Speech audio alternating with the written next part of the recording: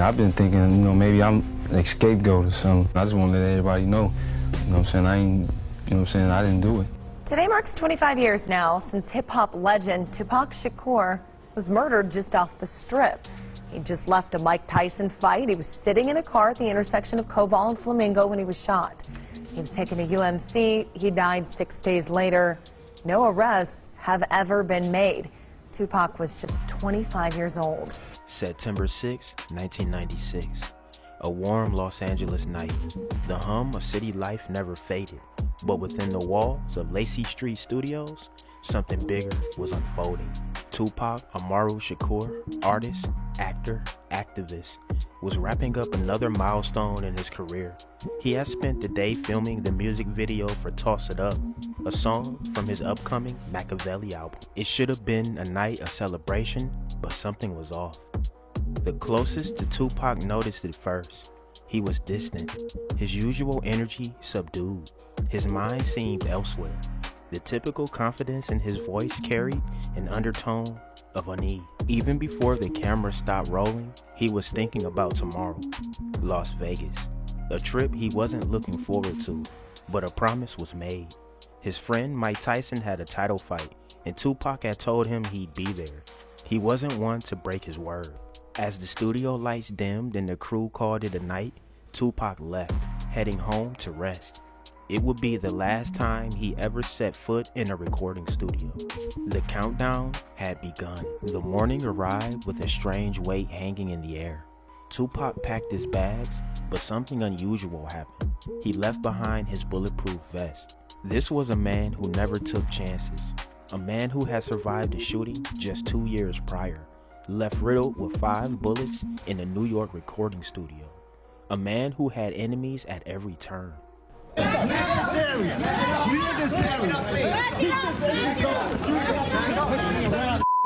It's December 1st, 1994.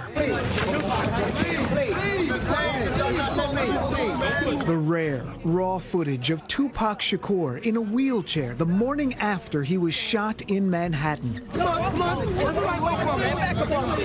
Despite 5 bullet wounds, the iconic rapper is on his way to court to hear the verdict in his sexual assault case. Why am I the only one in court right now? Why is the cameras all on me? Not long after his arrest on the charges. I guess I am going to say that I'm a thug. That's because I came from the gutter and I'm still here.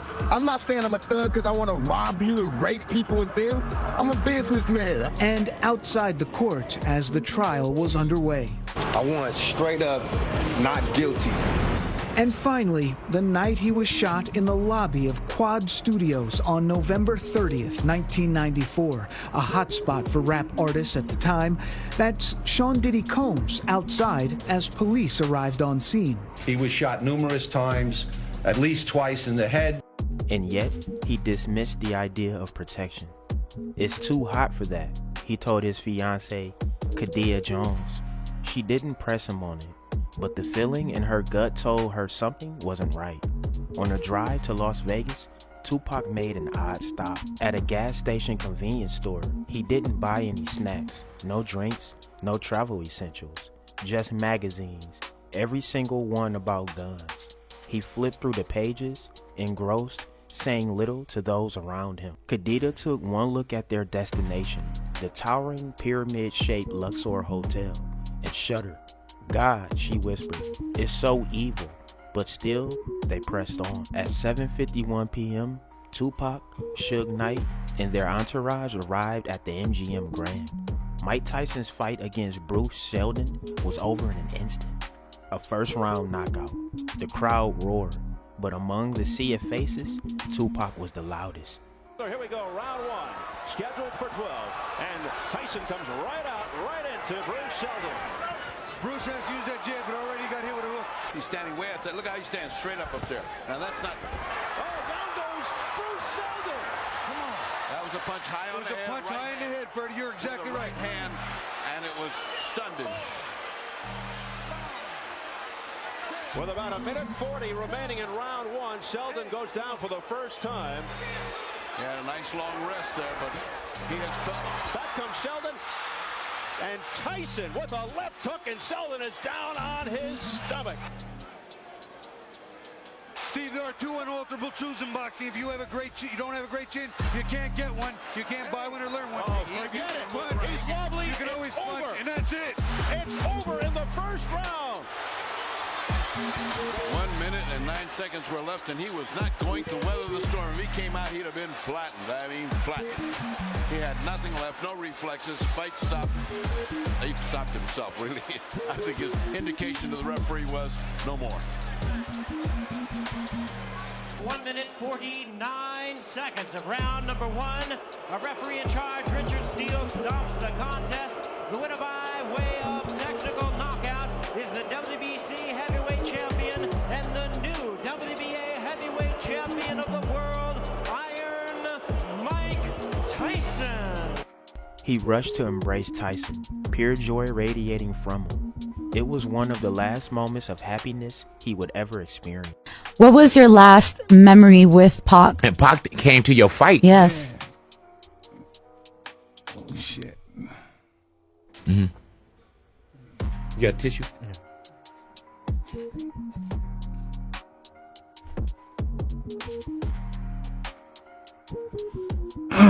He was really happy after the fight. He came to the press conference with me and we were just talking a bunch of shit. And then I went home and then he left. Minutes later, joy turned to violence. In the MGM Grand lobby, Tupac spotted a familiar face, Orlando Anderson, a known Southside Compton Crip, a man tied to a recent robbery of a Death Row Records affiliate, a man wearing a chain that wasn't his. Tupac didn't hesitate. He lunged first, striking Anderson in the face. What followed was a brutal beatdown. Tupac, Suge, and their entourage swarmed him, leaving Anderson battered on the floor. Hotel security scrambled to break it up. Camera footage captured it all. Tupac walked away as if nothing happened. But something had. A fuse had been lit. What I didn't realize is that he actually got so hurt that he had to go to the hospital. Yeah. So was his shoulder f***ed up or something like that? Yeah, shoulder. Then we kicked his shoulder. So was it like dislocated? Or? Dislocated, yeah. Okay, so his shoulder got dislocated. Yeah. And he went to the hospital in Vegas. Yeah. And what did? They put it back into the socket? They put it, sling on his arm. Okay. Returning to the hotel, Tupac found Khadija. His energy had shifted. I got into a fight, he told her. But then his tone darkened. Something's up. You stay here. She wanted to go with him to Club 662, but he insisted she stay back. A subtle act of protection. Maybe he knew. Maybe, in some way, he felt it coming. Before leaving, he changed. Gone were the flashy suits and jewelry. Instead, he put on a simple basketball jersey and baggy sweats. And once again, he refused the bulletproof vest. It's too hot, he repeated. Security urged him. Wear it. He brushed them off. It was another decision that would seal his fate. At 11 p.m., Tupac and Suge Knight left the hotel, heading toward what should have been just another Vegas night. Las Vegas Boulevard and Harmon Avenue. A red light. A moment that stretched into eternity. Tupac was relaxed, laughing, leaning slightly out of the car window. A black BMW 750 IL gleaming under the streetlights. To their left, a car full of women. Light-hearted flirting, invitations to the club, distraction. Then, from the right, a white Cadillac. It rolled up, deliberate, unrushed. The window slid down, a hand emerged, the first shots rang out. Boom, boom, boom! Tupac tried to move, instinct kicked in. He scrambled to the back seat, but it was too late. A bullet tore through his hand, shattering his pinky. Another ripped into his thigh, lodging in his abdomen. Another stuck in his chest, piercing his lung. Suge Knight was hit too, a graze to the head. But Tupac took the worst of it. You know, based on what the book says, Zip gave you guys a Glock, and you guys tossed it in the back seat.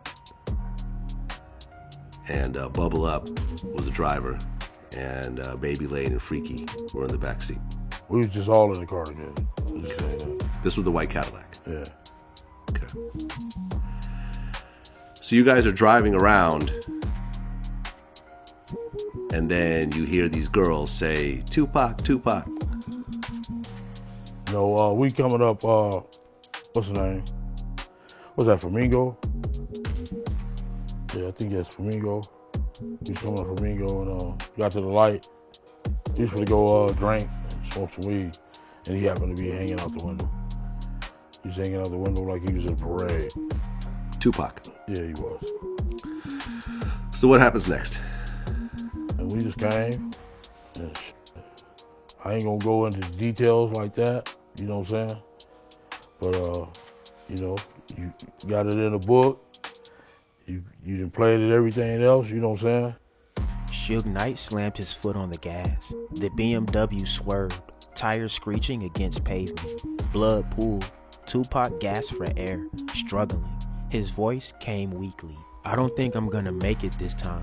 Behind them, the white Cadillac vanished. Ahead, flashing lights, police sirens.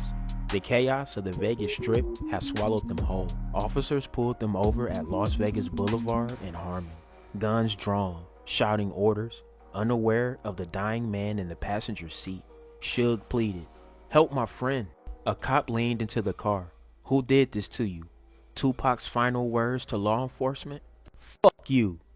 Even in agony, his defiance remained. The hospital was a blur of machines and hushed voices. Tupac fought. Doctors removed his right lung to stop the bleeding, but his body was shutting down. Family and friends kept vigil. Threats swirled, rumors of retaliation, whispers of unfinished business. His crew stood guard, weapons in hand. No security had been assigned to protect him. On September 13th, at 4:03 p.m., his mother, Afeni Shakur, made the decision no mother should ever have to make. The machines were turned off. Tupac was gone. Orlando Anderson was arrested and released. Not enough evidence. Years passed. Theories surfaced. Was Suge Knight involved? Had Tupac wanted out of death row? Had he known he was a dead man walking? Is it Orlando? Yes. Let me just ask you point blank. Did you kill Tupac Shakur? I didn't kill Tupac.